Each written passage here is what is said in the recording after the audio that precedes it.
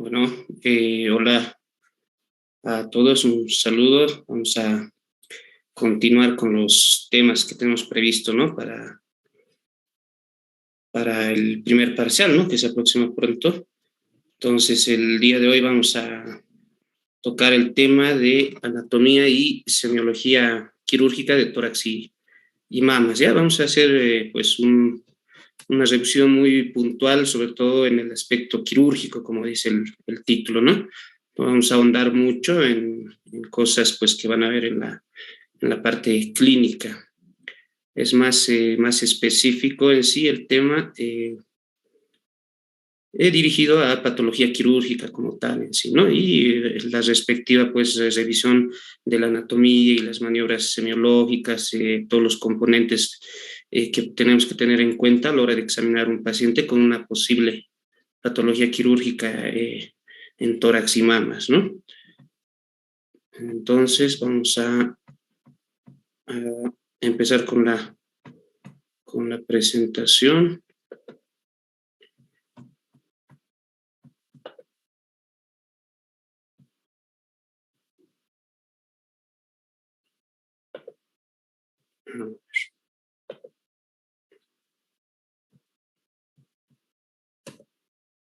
Bueno, entonces vamos a empezar revisando un poco de la anatomía. Entonces vamos a ver que el tórax pues es una caja prácticamente, ¿no? De componente tanto óseo, cartilaginoso y también muscular, ¿no? Es una caja que va a estar pues donde van a estar contenidas en sí órganos de vital importancia, ¿no? Para la economía humana, vale decir los pulmones, y en el mediastino, pues el corazón, los grandes vasos, el esófago, la tráquea, los bronquios, o sea, son estructuras pues bastante importantes, entonces pues tienen que estar recubiertos, ¿no? Por todo este componente, como les digo, cartilaginoso y músculo aponeurótico además, que va a brindar pues la protección a todos estos órganos vitales, ¿no? Entonces, pues anatómicamente, pues tenemos porciones para poder examinar el tórax, ¿no? Desde una visión anterior, por ejemplo, donde nuestros puntos de referencia van a ser el esternón como tal, en la parte media. A su vez, pues el esternón va a tener sus diferentes porciones, como podemos ver, ¿no? El manubrio esternal, la escotadura esternal, el apéndice sifoides hacia la parte distal y los cartílagos costales que se van a ir a unir hacia las caras laterales del esternón, ¿no?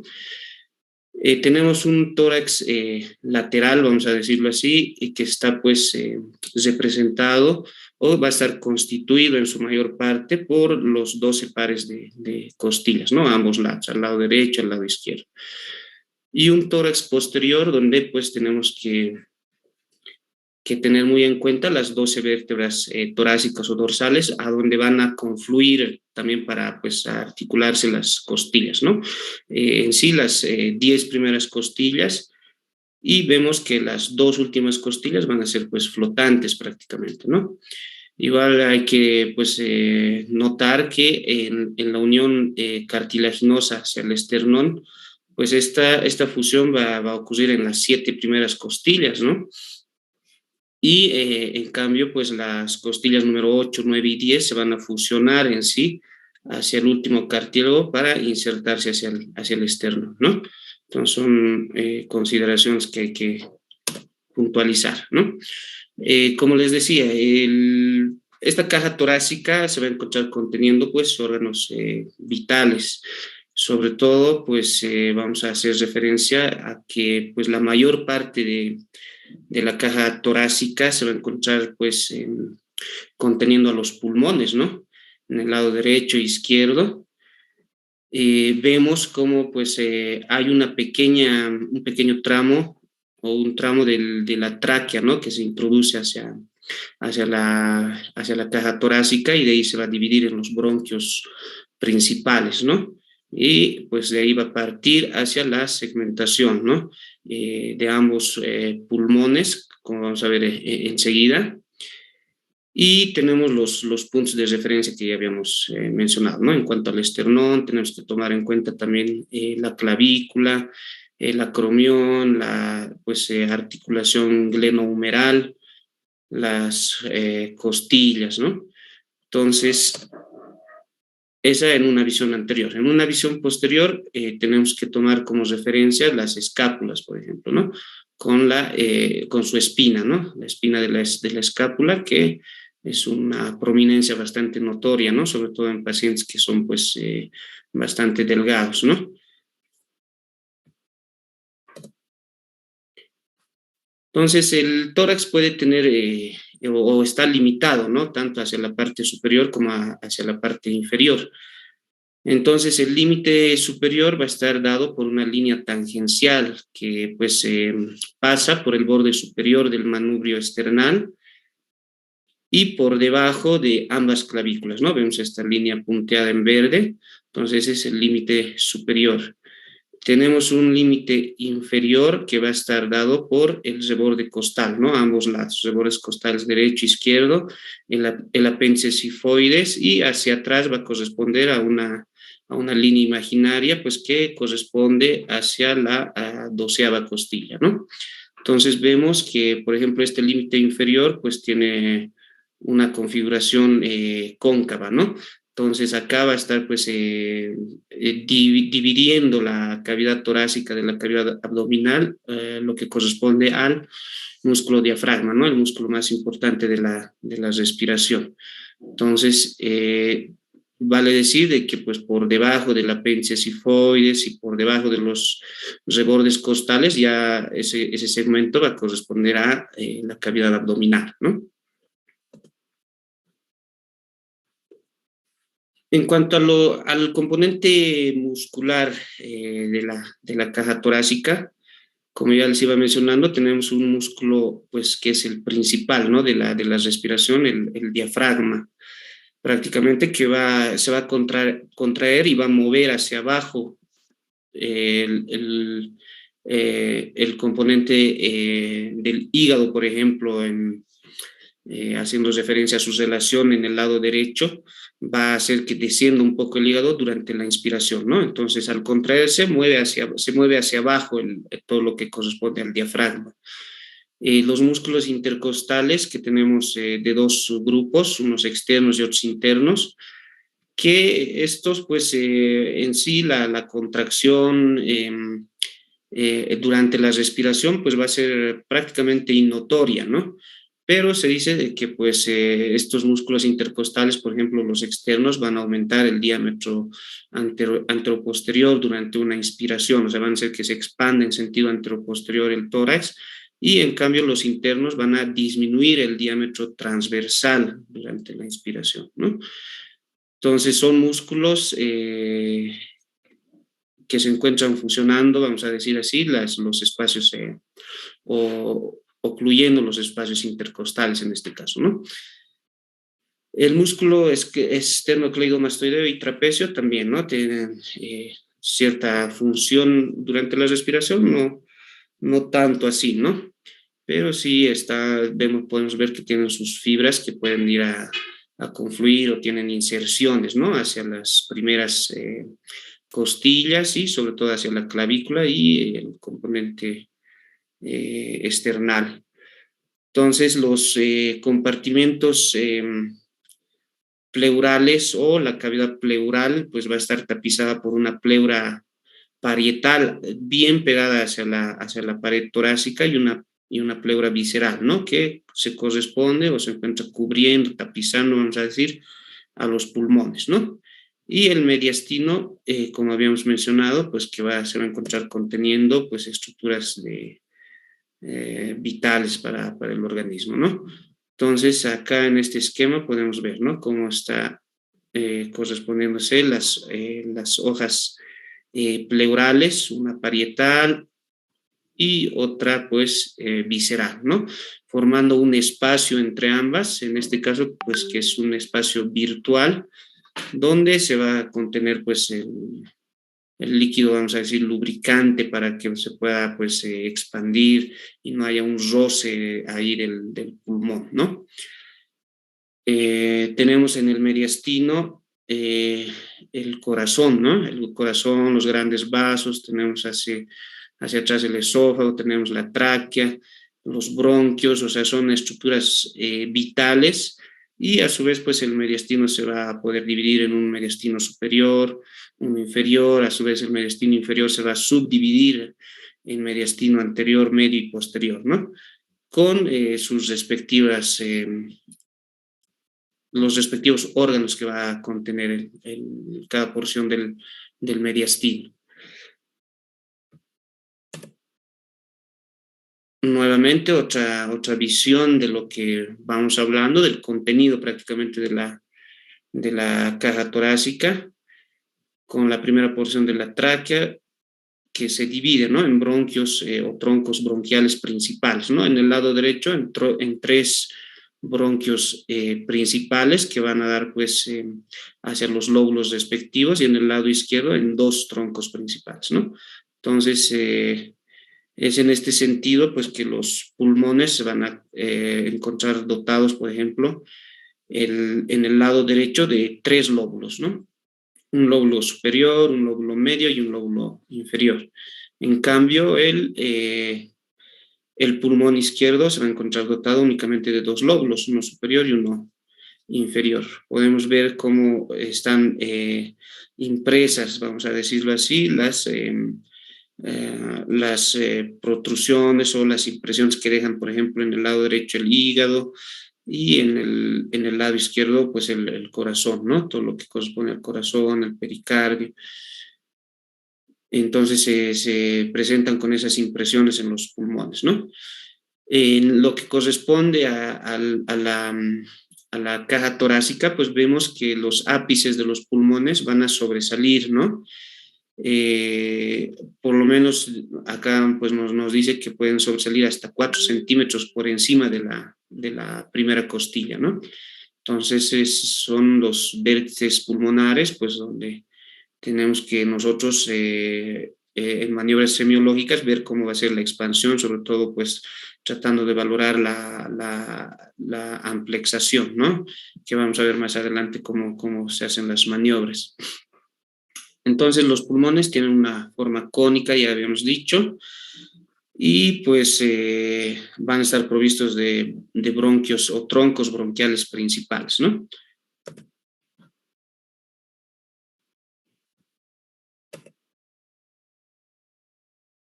Hablando del componente vascular que corresponde al mediastino, pues tenemos que del corazón va a emerger el tronco pulmonar, ¿no?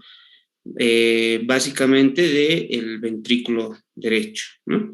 Entonces, este tronco pulmonar se va a dividir en dos ramas pulmonares que va a llevar, pues, sangre no oxigenada a los pulmones, ¿no? Entonces, esta sangre no oxigenada va a sufrir, pues, el intercambio gaseoso en los pulmones, en los alvéolos, básicamente, para posteriormente, pues, retornar hacia una de las cavidades cardíacas, llevando ya esta vez, pues, sangre oxigenada, ¿no? Para dotar de, pues, sangre oxigenada a toda la economía humana. Entonces, esta sangre oxigenada va a salir de los pulmones a través del ilio. O sea, el ilio es la parte donde emergen los vasos, el componente nervioso, donde están introduciéndose los bronquios principales también. Entonces, está todo ese componente, se llama el ilio pulmonar en este caso, ¿no? Derecho, izquierdo. Entonces, a través del ilio va a salir, pues, esta sangre oxigenada por troncos venosos, ¿no? Por las venas pulmonares que se van a dirigir hacia la cavidad auricular izquierda, y de ahí hacia el ventrículo izquierdo, y de ahí pues va a salir nuevamente por la arteria aorta, que va a distribuir toda esa sangre oxigenada, ¿no? Entonces podemos ver que son, pues, estructuras vasculares bastante importantes las que vamos a encontrar en el mediastino, ¿no? Y hacia la aurícula derecha, por ejemplo, tenemos pues cómo van a ir confluyendo tanto la vena cava superior y la cava inferior, ¿no?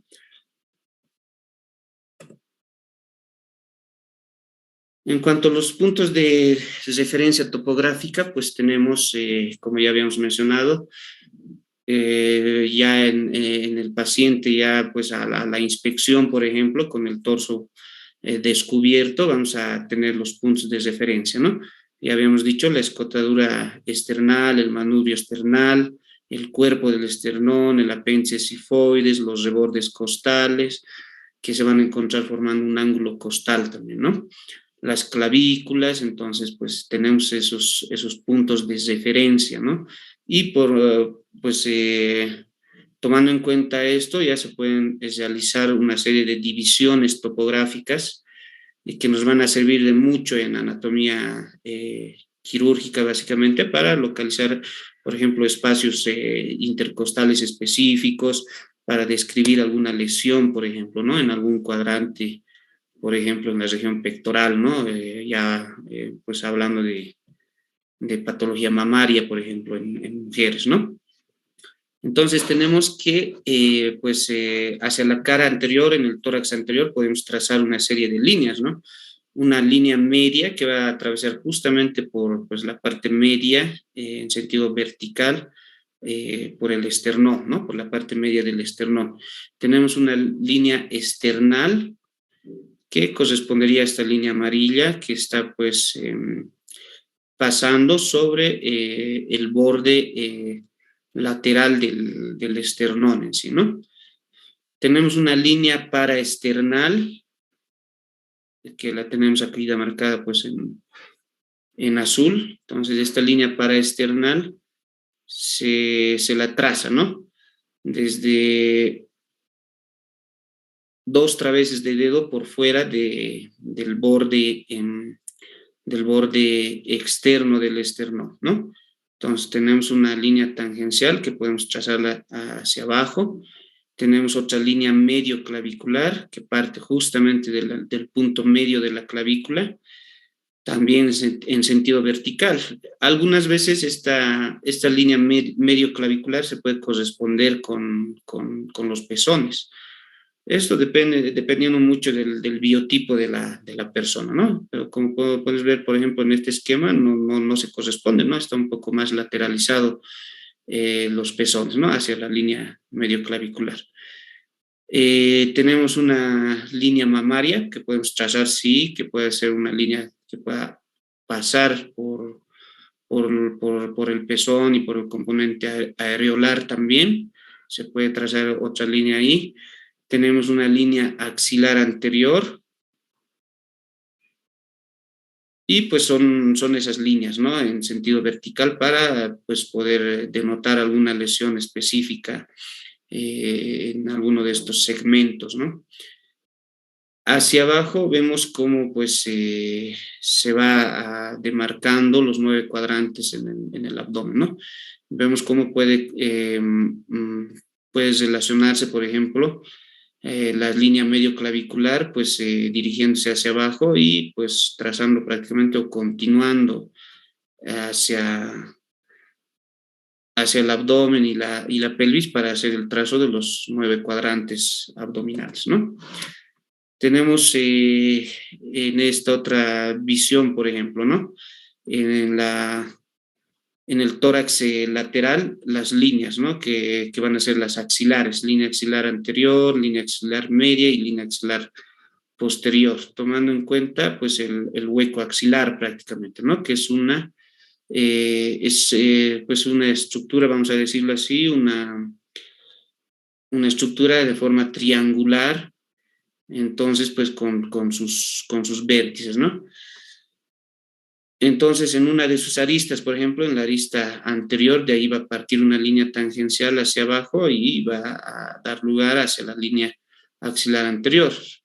Y justo en el vértice, pues se va a encontrar o va a partir hacia abajo una línea tangencial que va a dar lugar a la línea axilar media y en la parte posterior, pues va a corresponder a la arista posterior, ¿no? Entonces, de ahí se va demarcando lo que corresponde a las líneas axilares, ¿no?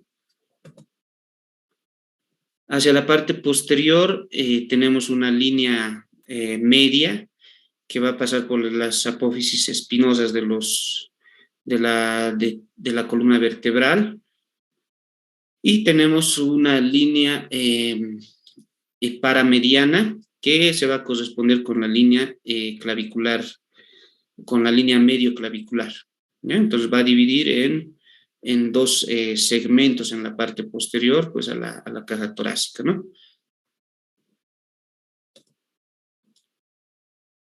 Y ya pasando hacia lo que corresponde a la semiología como tal de la caja torácica, tenemos pues que va a corresponderse con la semiología en general que ya habíamos estudiado, que ya conocemos, ¿no?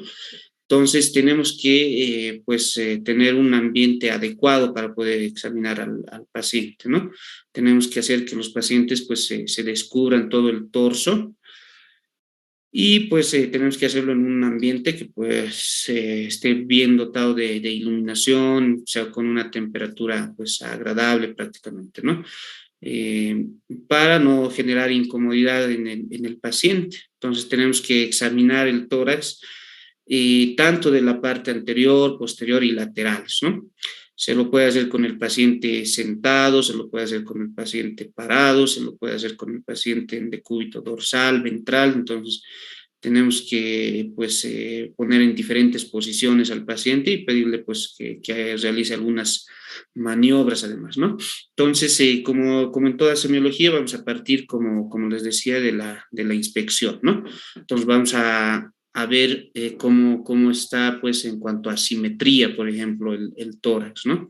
Las características de la respiración en cuanto a amplitud, ya vamos a poder evaluar ahí, pues, los movimientos respiratorios, si hay dificultades respiratorias, si el paciente está respirando, pues, agitado, con dificultad. Entonces ya la inspección, vamos a ver, ¿no?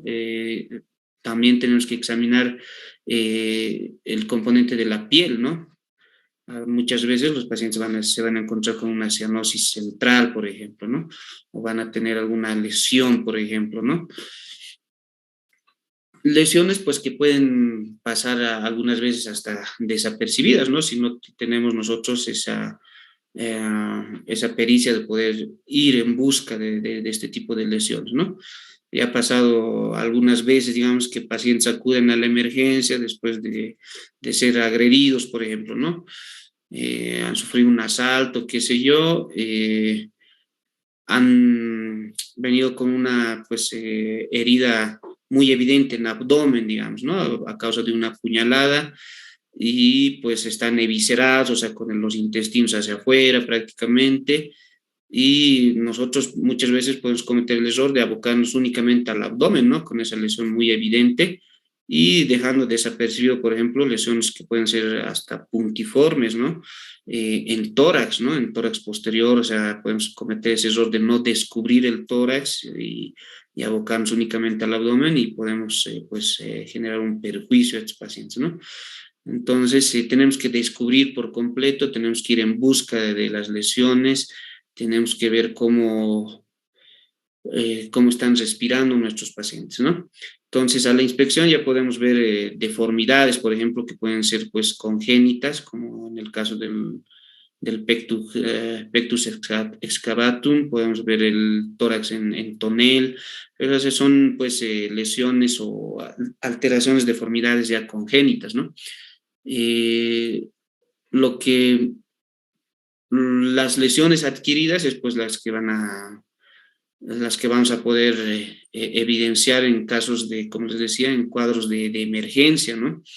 Por ejemplo, lesiones de tipo abrasivas, ¿no? Cuando los pacientes han sido arrastrados, por ejemplo, ¿no? En un accidente automovilístico, por ejemplo, o lesiones contusas, ¿no? Como en este caso se puede ver un área, pues, bastante extensa de equimosis. Podemos ver ya lesiones con pérdida de sustancia, lesiones con heridas, ¿no? Que pueden venir los pacientes, heridas que pueden ser, como les digo, puntiformes, pueden ser, pues, pequeñas, pueden ser penetrantes hacia la cavidad torácica, o algunos pacientes que llegan prácticamente así como como en esta imagen, ¿no? De la esquina inferior derecha, pues que viene ya con el cuchillo prácticamente incrustado, ¿no? Entonces, tenemos que ir en busca, ¿no? De las lesiones. Nosotros tenemos que descubrir y a la inspección ya podemos ir asumiendo más o menos qué es lo que puede estar pasando. En la parte posterior, pues la evaluación tenemos que realizarla pues en busca de alguna deformidad y desviaciones, ¿no? Que pueden ser hacia la parte posterior con la cifosis o lateralmente con las escoliosis, ¿no? Entonces, estamos con la inspección, ¿no? Entonces, podemos ver el tipo de respiración, como les decía, ¿no? En la inspección. En las mujeres adultas, por ejemplo, pues podemos ver que la respiración va a ser más de tipo torácica superior, torácica o costal superior, ¿no? Eso vale decir que los movimientos respiratorios van a ser más pronunciados hacia la parte superior del tórax en las mujeres, ¿no? En cambio, en las personas jóvenes, adolescentes, pues esta respiración va a ser más torácica inferior en sí, ¿no? Hacia las costillas, hacia las últimas costillas va a ser más el movimiento respiratorio. En cambio, en los varones y en los niños pequeños, pues la respiración va a ser un poco más abdominal. Y pues en algunas personas puede ser pues que aumenten todos los diámetros en sí de la caja torácica, o sea una expansión uniforme, ¿no? Sobre todo, como les digo, en varones adultos o en niños pequeños también, ¿no? Entonces tenemos que tener en cuenta estos tipos de respiraciones, que serían las habituales, ¿no? En la inspección ya vamos a poder, pues, denotar cómo es la frecuencia respiratoria, ¿no? O sea, el número de ciclos respiratorios en un minuto. Si este se ve aumentado, pues estamos hablando ya de pacientes que vienen con taquipnea. Si está disminuido, pues vamos a ver que están en una bradipnea. O pueden haber episodios pues, que los pacientes presenten episodios de apnea, ¿no? Incluso con distrés respiratorios, respiraciones bien entrecortadas, ¿no? Entonces, tenemos acá, por ejemplo, una pequeña tabla de cuáles serían los parámetros más o menos en cuanto a la frecuencia respiratoria en las diferentes edades, ¿no? Entonces, en una persona adulta, por ejemplo, pues el ciclo de respiraciones por minuto, pues estaría entre los 12 y 20 respiraciones por minuto, que estaría catalogado como algo normal, ¿no? Dentro del rango. Por encima de 20 ya hablamos de taquipnea y por debajo de 12, pues de bradipnea, ¿no? Podemos a la inspección ver la amplitud, ¿no? de los movimientos respiratorios. Entonces, se puede medir cómo se va, pues, vamos a decir, pues, ensanchando los diámetros del tórax y cómo se va contraendo también, ¿no? Entonces tiene que haber una adecuada amplitud, podemos hacer pues una comparación con nuestra propia respiración, ¿no?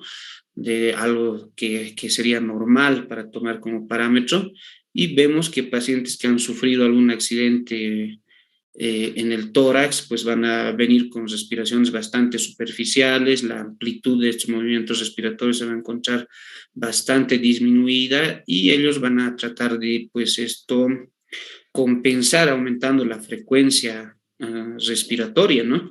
Pero son respiraciones bastante superficiales, pacientes con taquipnea, como les digo, muchas veces vienen con cianosis distal, entonces vemos que hay pues un componente que está repercutiendo sobre los pulmones, ¿no? Y no está permitiendo una adecuada oxigenación, entonces el problema puede ser en vía respiratoria alta o vía respiratoria baja, entonces pues tenemos que ir pues inspeccionando, ¿no? La amplitud.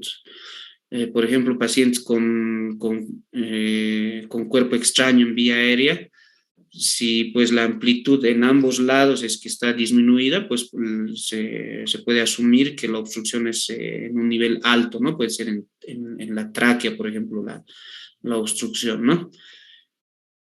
Y pues si es de un solo lado que está disminuido la amplitud, ya podemos asumir pues que es el bronquiolo de uno de los lados, ¿no? Derecho o izquierdo, que estaría más comprometido, ¿no? Tenemos que, pues, considerar el ritmo también, ¿no? El ritmo de la respiración. Tiene que ser, pues, en una persona normal es una respiración rítmica, ¿no? En cambio, en una persona que ha sufrido, como les digo, algún trauma, algún accidente, alguna lesión en los pulmones, pues este ritmo se va a encontrar alterado, pueden estar pues con respiraciones pausadas, con episodios de apnea, entonces tiene que llamarnos mucho la atención, ¿no? Esa pérdida del ritmo, por ejemplo. Como les decía, la musculatura pues, respiratoria intercostal comúnmente no es muy evidente, ¿no? En una respiración fisiológica o normal, vamos a decirlo así. Entonces, pero sí se puede hacer evidente en estados mórbidos o estados patológicos, ¿no? Entonces, donde ya se va a hacer muy evidente la retracción, ¿no? De esta musculatura en los espacios intercostales y se caracteriza por una depresión de la piel en estos espacios, ¿no? Entonces puede ir desde la región supraclavicular, o sea, por encima de la clavícula y pues todos los demás espacios intercostales, ¿no? A esto se denomina muchas veces como tiraje intercostal, ¿no? Entonces, esto va a existir cuando hay dificultad a la entrada y salida del aire por el árbol bronquial, ¿no? Entonces, lo que les mencionaba, ¿no? Cuando esta dificultad, esta retracción intercostal va a ser en ambos pulmones o en ambos lados, pues la obstrucción va a ser arriba de los grandes bronquios, ¿no? O sea, en la tráquea prácticamente. Y si es de un solo hemitórax, esta retracción, pues la obstrucción va a estar en el bronquio principal de ese hemitórax, ¿no? O lo que corresponde al pulmón derecho o izquierdo. Entonces, hay que tomar muy en cuenta eso. Entonces, posteriormente a la inspección, nosotros nos valemos de la palpación, ¿no? Entonces, en la palpación, por ejemplo, pues podemos ir como objetivos, pues en busca de anomalías de las partes blandas, ¿no? Muchas veces podemos encontrar, pues, alguna deformidad, alguna protuberancia, alguna protrusión anómala, ¿no? Es bastante frecuente encontrar tumoraciones de partes blandas, por ejemplo, ¿no? O sea, lo que corresponde a lipomas en la región de los en la región pues alta del tórax, en la región pues baja también algunas veces se puede encontrar, ¿no? Entonces, los lipomas son bastante frecuentes. Entonces, esto va a producir una asimetría y se pueden palpar este tipo de tumoraciones, ¿no? Alguna otra deformidad también en el componente óseo hay que ir a buscar en la caja torácica y se debe palpar, ¿no? Todo el tórax y pues además no debemos olvidarnos de palpar también la base del cuello, las regiones supraclaviculares y axilares, ¿no? Sobre todo con la finalidad de ir en busca de ganglios, ¿no? De ganglios que estén pues aumentados de tamaño, que pueden tener alguna significancia con alguna patología ya pues más específica de los órganos que se encuentran al interior de la cavidad torácica, ¿no? Entonces, que pueden estar repercutiendo sobre estos ganglios, ¿no? Entonces, tenemos que ir en busca de ganglios, ¿no? Que puedan ser identificados mediante la palpación. Entonces, mediante la palpación también podemos pues, evaluar lo que ya habíamos mencionado en la inspección, ¿no? La frecuencia respiratoria, la amplitud de los movimientos respiratorios que va a estar pues dada por la elasticidad torácica, se puede valorar la movilidad también torácica, ¿no? Entonces, tenemos que valernos de maniobras, ¿no? De amplexión y amplexación, por ejemplo, torácica, ¿no? Entonces, ¿cómo hacemos la amplexión, por ejemplo, ¿no? Donde vamos a valorar la movilidad del tórax en sentido, pues, antero-posterior. Entonces, como pueden ver en la imagen, ponemos una mano en la cara anterior del tórax y otra en la cara posterior, ¿no? Entonces, se pide al paciente que realice una inspiración profunda, ¿no? Entonces, vamos a ver cómo hay un aumento del diámetro anteroposterior del tórax al realizar esta maniobra, ¿no? Al pedir al paciente que haga una inspiración profunda, vamos a ver cómo se va a inflar, en palabras vulgares, o cómo va a aumentar el diámetro, ¿no? Anteroposterior del tórax, y en la expiración, pues este diámetro va a disminuir, ¿no? Entonces vemos cómo es la amplitud, si hay una amplitud correcta, si está disminuida. Entonces vemos la movilidad del tórax, y en pacientes con alguna pues, condición patológica, algún trauma, alguna tumoración, algo que esté afectando realmente el componente pues, de la caja torácica como tal, o los órganos que éste contiene, pues se va a encontrar disminuido, ¿no? Estos movimientos de amplexión, por ejemplo, ¿no? La amplexación, pues que puede ser una amplexación superior y una amplexación inferior. En cuanto a la superior, pues se realiza como está acá en el esquema, ¿no? Colocamos ambas manos sobre los trapecios con los dedos juntos, ¿no? Hacia la parte posterior. Y pues vamos a palpar con esto prácticamente pues los ápices pulmonares, ¿no? Para ver sobre todo pues o para valorar, por ejemplo, cómo está la expansión a este nivel de los pulmones, nos sirve bastante, ¿no? Entonces vamos a ver cómo se desplaza el tórax hacia arriba en una inspiración profunda también que vamos a pedir al paciente, y cómo va a descender esto pues cuando realice la expiración, ¿no? Entonces, evaluando, como les digo, pues los lóbulos superiores prácticamente de los pulmones, ¿no? Y la amplexación inferior, pues que la podemos hacer colocándonos por delante del paciente o también por detrás, con ambas manos de forma simétrica, ¿no? Sobre la parrilla costal en la parte inferior, ¿no? Entonces vamos a tratar de, pues, poner las manos entre el quinto y el séptimo espacio intercostal, ¿no? A ambos lados, y nos va a proporcionar datos de cómo está la movilidad en las bases pulmonares prácticamente, ¿no? Se va a expandir hacia los lados, o se va a aumentar el diámetro transversal cuando pidamos nosotros hacer una inspiración profunda al paciente, ¿no? Entonces tiene que pues, tener una movilidad adecuada, y también en estados mórbidos vamos a ver cómo esto se va a encontrar disminuido, ¿no? En cuanto a la percusión, pues también es un método de gran ayuda, ¿no? A la hora de examinar el tórax. Entonces, la percusión la vamos a hacer dígito digital, como pueden ver acá en la imagen. Entonces, realiza pues de forma comparativa, ¿no? Se hace en el tórax anterior y en el tórax posterior, ¿no? Entonces, hacemos de forma comparativa, ¿no? El lado derecho, el lado izquierdo. Entonces, la mano apoyada sobre el tórax, pues debe tener los dedos discretamente separados, como pueden ver ahí en la imagen, y pues se debe percutir sobre el dedo medio, ¿no? Se lo puede hacer con el dedo medio también de la otra mano, o con el dedo índice, ¿no? Eso ya dependiendo de la habilidad o pues de cómo uno se lo puede sentir mejor en sí, ¿no? Entonces se tiene que hacer de forma comparativa desde los ápices pulmonares hasta las bases, ¿no? Entonces tenemos que pues obtener un claro pulmonar, que sería pues el sonido normal, vamos a decirlo así, en ambos pulmones, ¿no?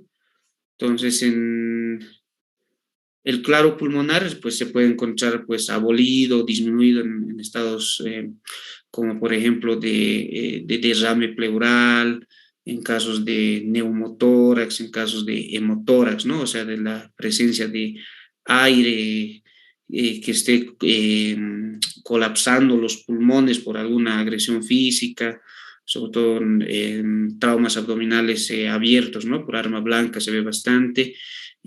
También el hemotórax por las mismas causas, o sea, cuando se llena de sangre la cavidad pleural, entonces pues el claro pulmonar se va a encontrar abolido y en casos de derrame pleural también, ¿no?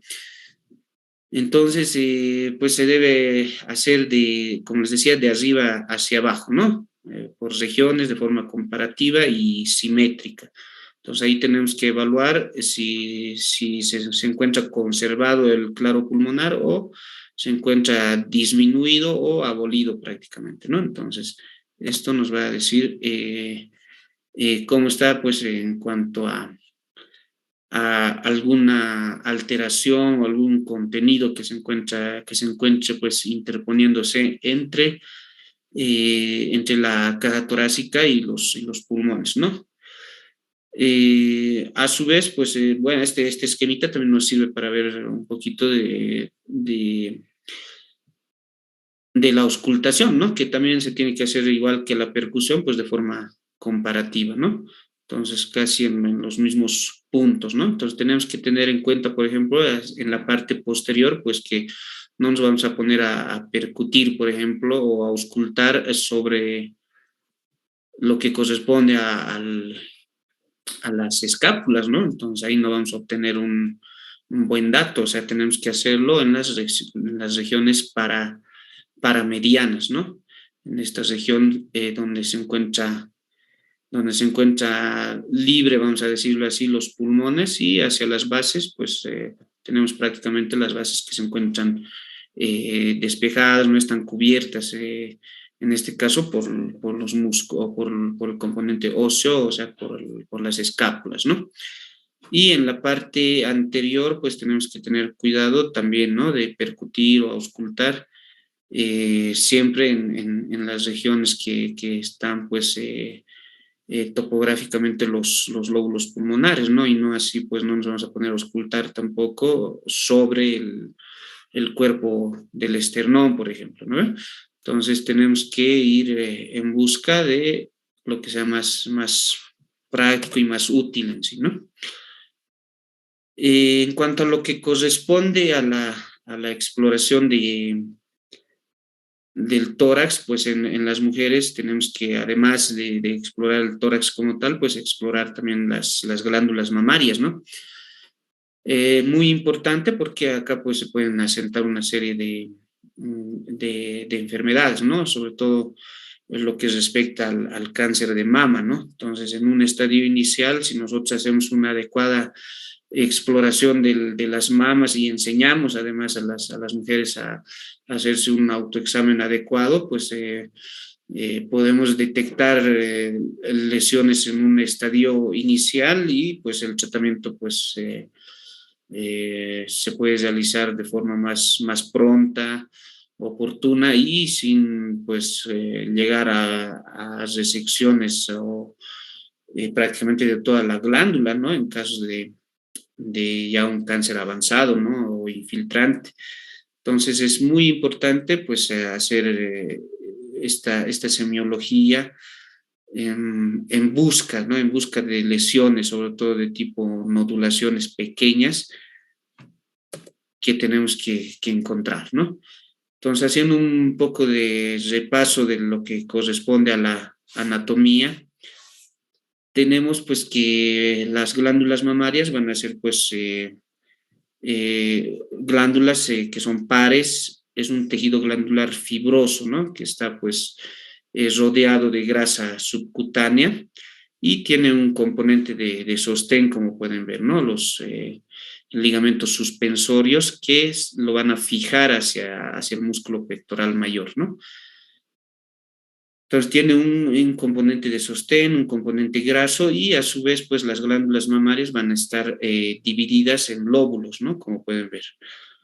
Lóbulos mamarios. Estos lóbulos mamarios a su vez se van a subdividir en lobulillos, ¿no? Como pueden ver, las, las bolitas más pequeñitas, estos lobulillos van a estar dotados de acinos, de alvéolos, donde se va a producir pues la leche en la etapa de la lactancia materna y van a pues emerger eh, esta secreción láctea a través de los conductos lactíferos, ¿no?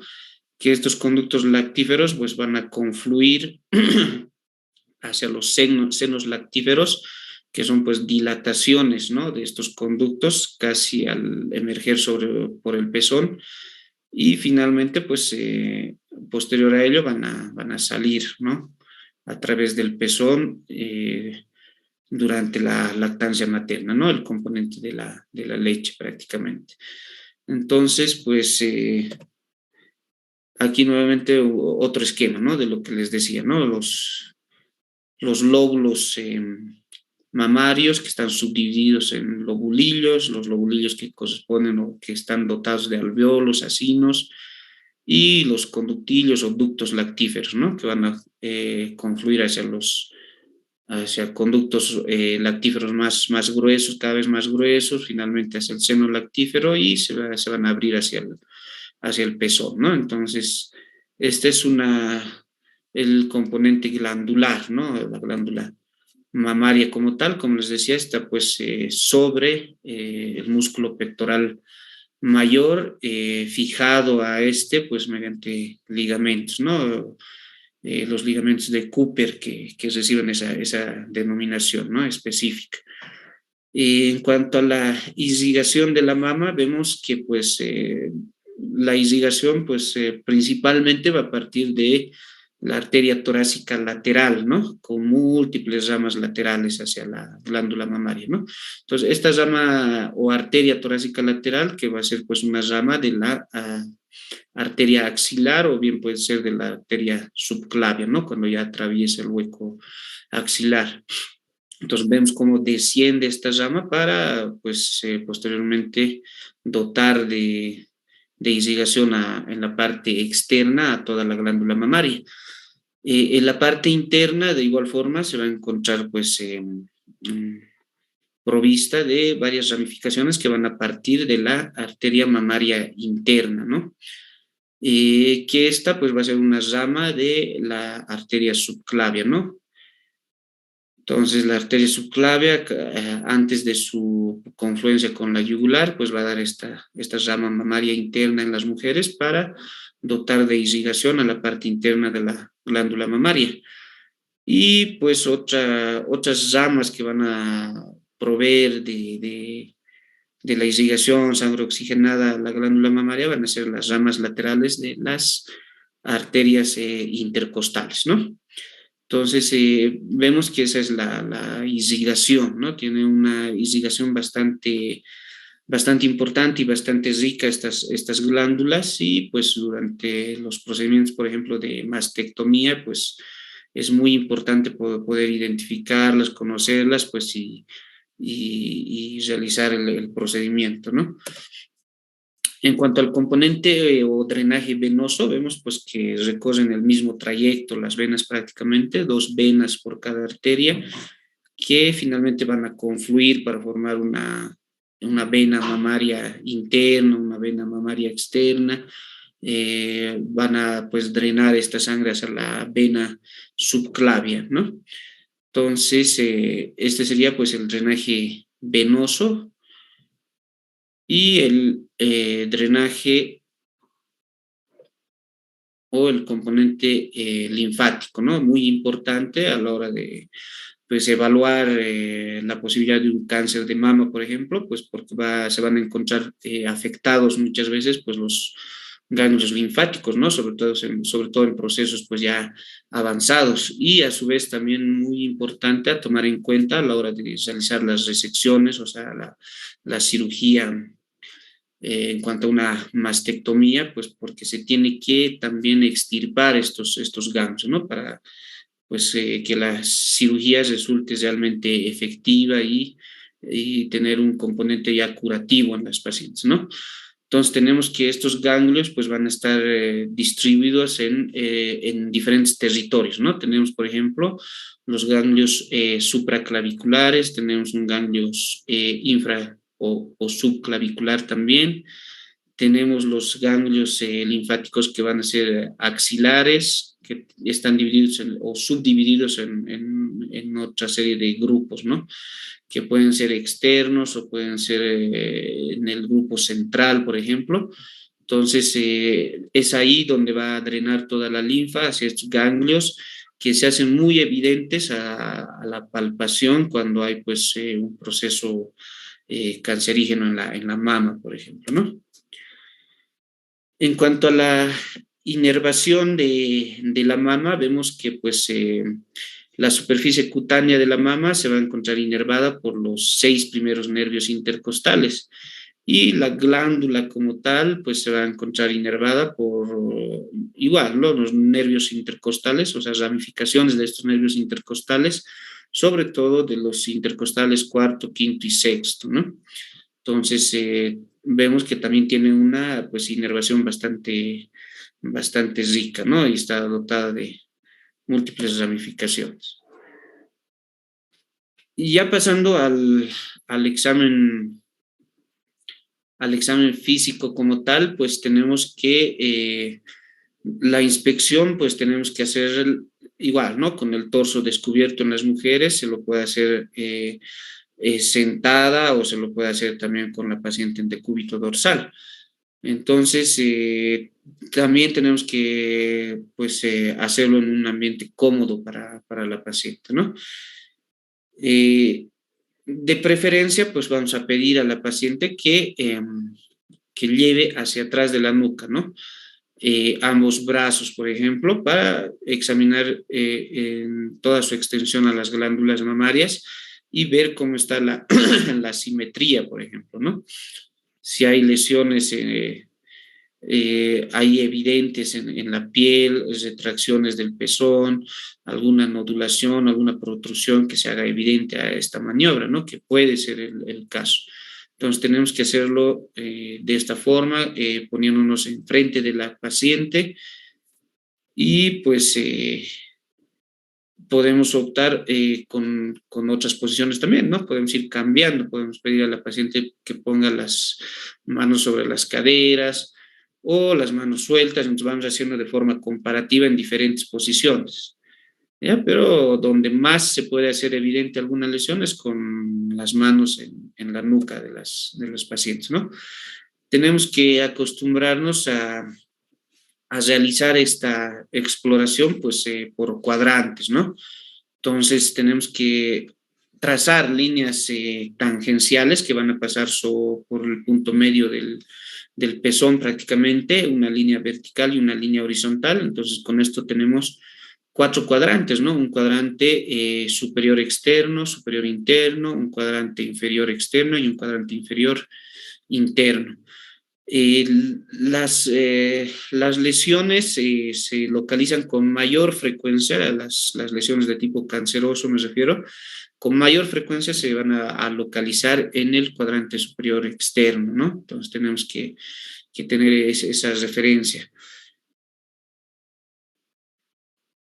Y de igual forma, pues la glándula mamaria como tal, como podemos ver en el esquema, y todo el componente ganglionar se dirige más también hacia el cuadrante superior externo, ¿no? Entonces, a este nivel, por ejemplo, pues la glándula mamaria tiene una extensión que, pues, algunas veces se la puede denominar como la cola de la glándula, ¿no? Entonces se prolonga, se proyecta hacia la axila prácticamente muchas veces y pues es muy importante poder examinar, por ejemplo, la axila mediante la inspección y la palpación porque algunas veces se puede encontrar ahí pequeñas modulaciones justamente en la axila, en la cola de la glándula mamaria, ¿no? Entonces es muy importante el dato de que, pues, como les reitero nuevamente, pues las lesiones cancerosas se pueden implantar, ¿no? Sobre el cuadrante superior externo.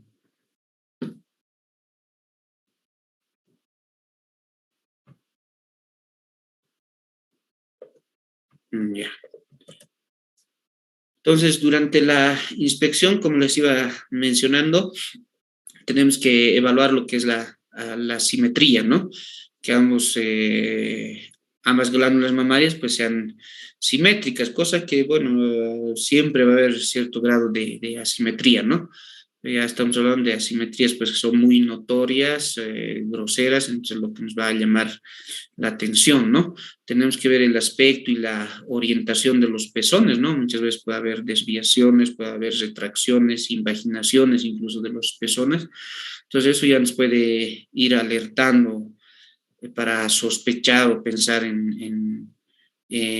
sobre todo, ¿no? Lesiones cancerosas, ¿no? En un cáncer de mama. Y el compromiso de la piel también, ¿no? Aquí vemos en la inspección, por ejemplo, ¿no? Acá en la imagen superior, como el pezón está pues invaginado prácticamente, hay mayor aumento de volumen en el lado derecho, ¿no? Con relación al lado izquierdo, entonces, muy evidente. Igual, ¿no? En la imagen inferior podemos ver, ¿no? Cómo pues el componente areolar es mayor, está pues con mayor volumen la glándula mamaria izquierda, ¿no? Pueden haber pezones que están aplanados, retraídos, como les decía, invaginados o umbilicados. Entonces debemos nosotros pues indagar en la anamnesis desde cuándo tiene esa deformidad, cuándo ha notado la paciente, ¿no? Ese componente, esa alteración, ¿no? O algunas veces pues puede ocurrir de que no se han dado cuenta, ¿no? Y que es la primera vez que se están enterando prácticamente que tienen ese tipo de lesiones, ¿no? Entonces, es muy importante estar pues en busca de este tipo de alteraciones a la inspección, por ejemplo, ¿no? Alteraciones en la piel, como les decía, pues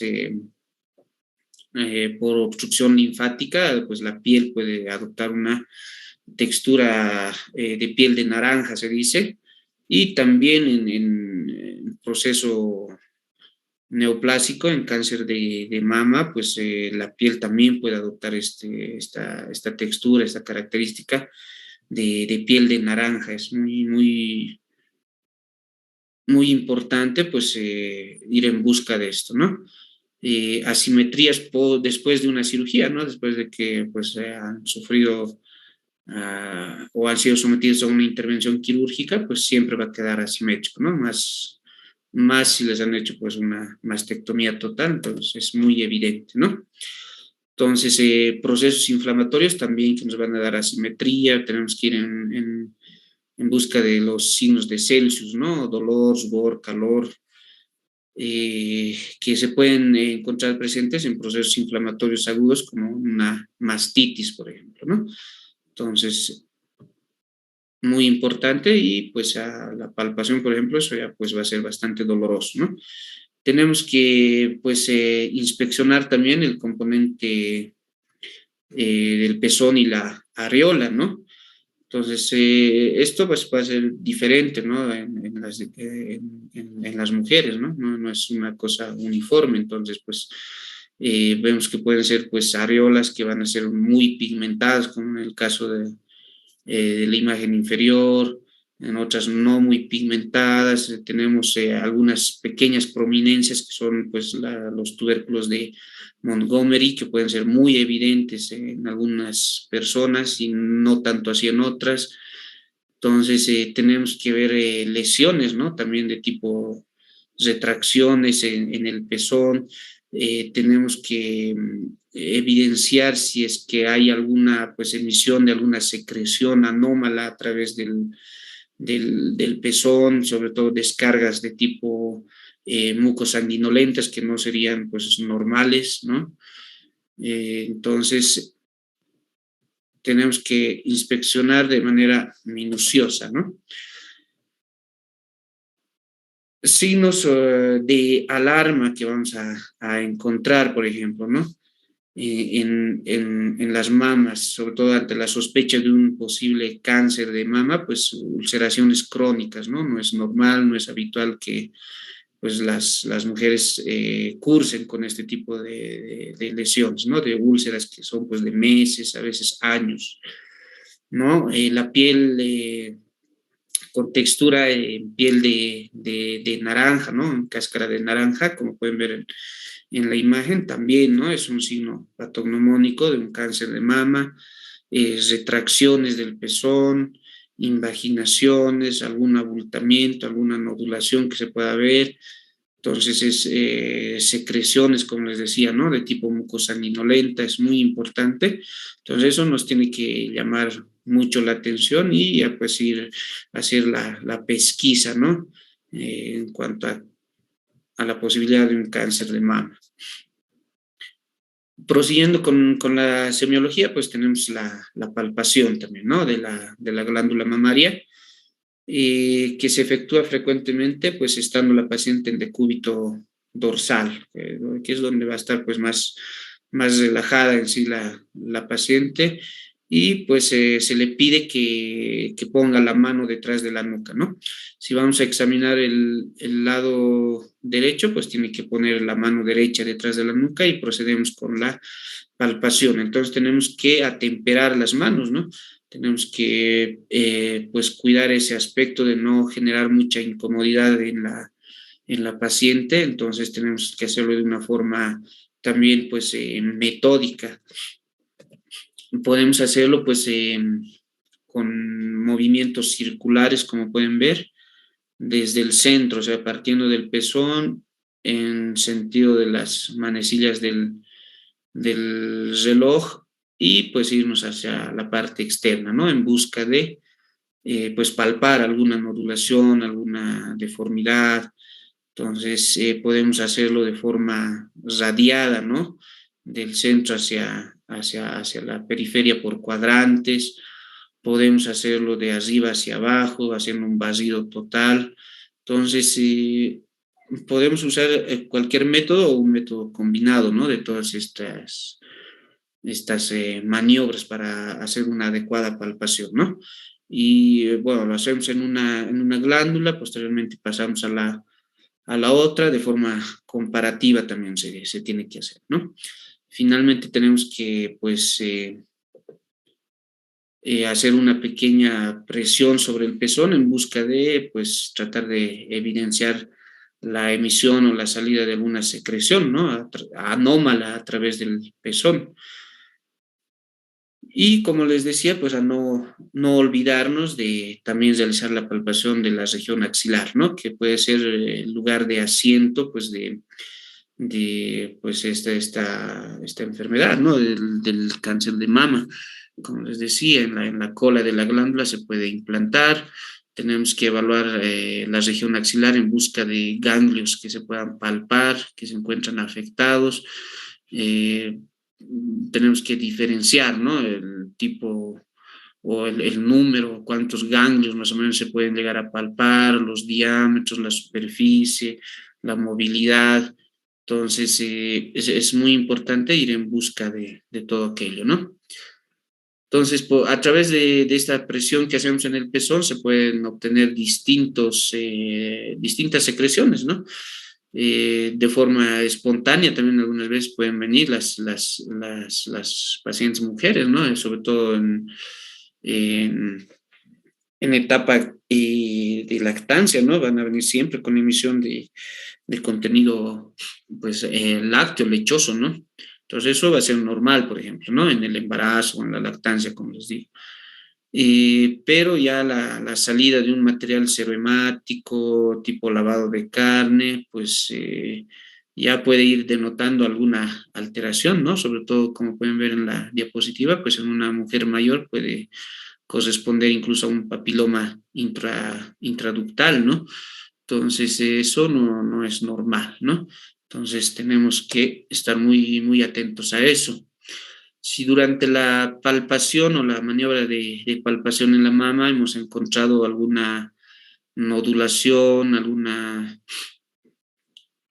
sobresaliencia, alguna protuberancia, pues tenemos que hacer la descripción, ¿no? En cuanto a la ubicación. Es por eso que dividimos en cuadrantes a la mama y ubicamos el cuadrante donde hemos evidenciado a la palpación el nódulo, por ejemplo, ¿no? Entonces, describimos la ubicación, la distancia respecto al pezón, ¿no? Y pues podemos catalogarla algunas veces designando como pues algún alguna hora con respecto a, haciendo la comparación a las horas según la esfera del reloj, por ejemplo, ¿no? A horas 3, por ejemplo, puede ser pues en el cuadrante superior externo en la mama izquierda, por ejemplo, podemos hacer la descripción, ¿no? Después tenemos que pues hacer pues la disquisición en cuanto al tamaño, ¿no? Aproximado en centímetros siempre esto, ¿no? Puede ser desde medio centímetro, 1 centímetro, 2, 3, entonces tenemos que ya ir ir mencionando más o menos qué tamaño aproximado podría tener, ¿no? Al examen que hemos hecho.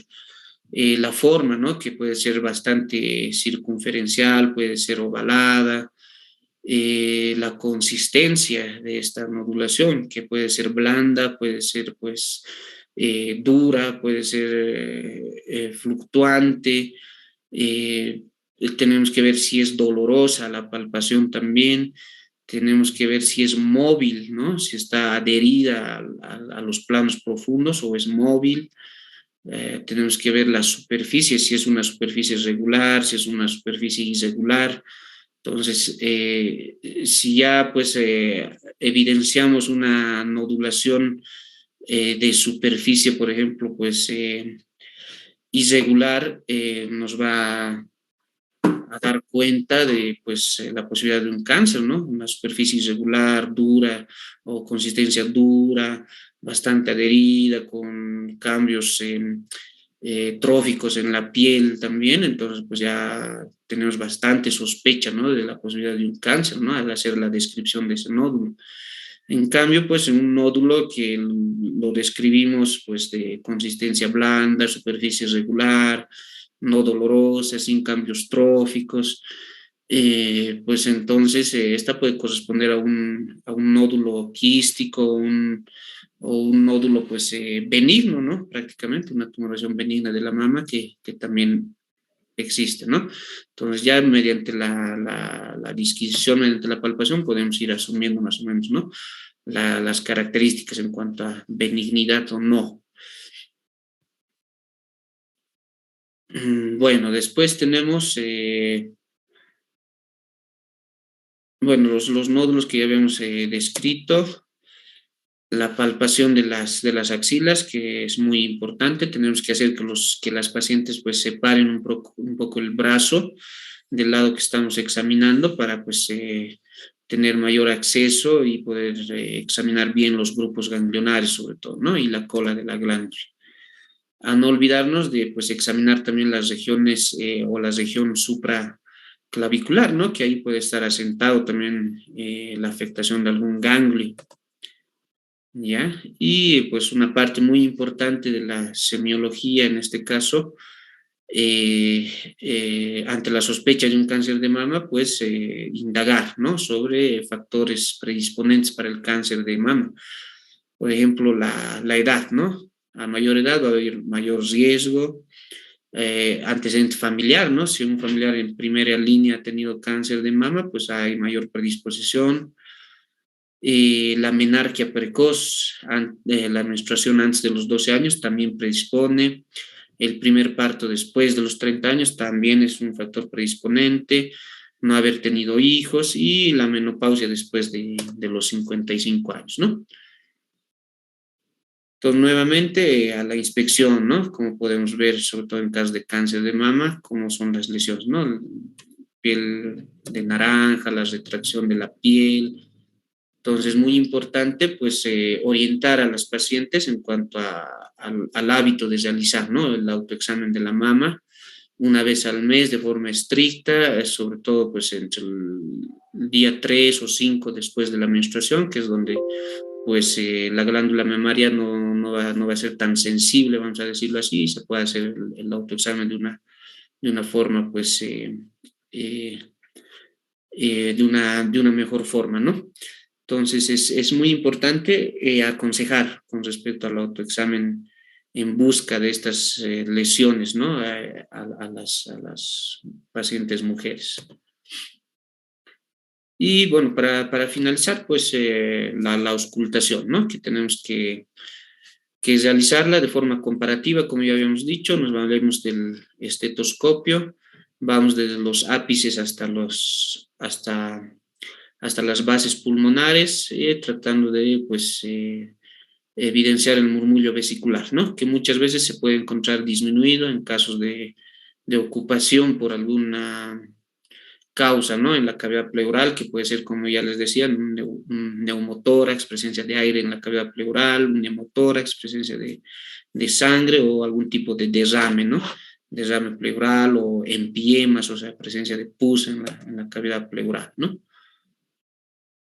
Entonces, bueno, esto lo vamos a ver, se lo va a ver más, ¿no? Cómo es el examen, la parte práctica en sí, ¿no? De los ruidos, los agregados que pueden haber, ¿no? En casos de pacientes postquirúrgicos, por ejemplo, si evidenciamos o auscultamos estertores, por ejemplo, pues no sería lo normal, ¿no? De una evolución postoperatoria, por ejemplo, ¿no? Entonces podemos ver que muchos pacientes operados o posoperados pueden cursar en el hospital con neumonías intrahospitalarias, entonces es muy importante, o sea, no es solamente operar, ¿no? Por decirlo así, abdomen y enfocarnos únicamente a la evolución del abdomen, ¿no? Tenemos que hacer una evolución integral del paciente y pues una parte de esto integral que hacemos en el control postoperatorio, pues es la auscultación de los pulmones, ¿no? En busca de disminución del murmullo vesicular o auscultar algunos agregados, ¿no?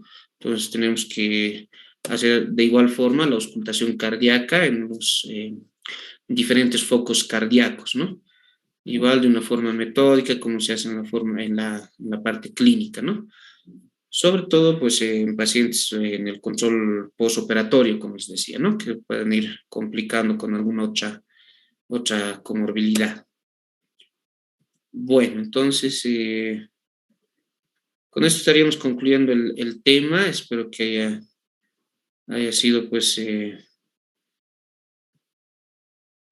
o se haya podido entender. He tratado de extractar las partes más prácticas. Y, bueno, a darle una leída, ¿no? A lo que corresponde al tema. No es solamente, pues, esta teórica, hay que buscar siempre, ¿no? Y correlacionar toda esta información que nosotros vamos brindando en las clases teóricas, que es una parte pequeña, pero pues no nos vamos a conformar con esto. Tenemos que buscar más información en los textos guía, artículos, una serie de información de la que ahora podemos echar mano, ¿no? Entonces, pues con esto estaríamos terminando y pues nos despedimos hasta la próxima clase.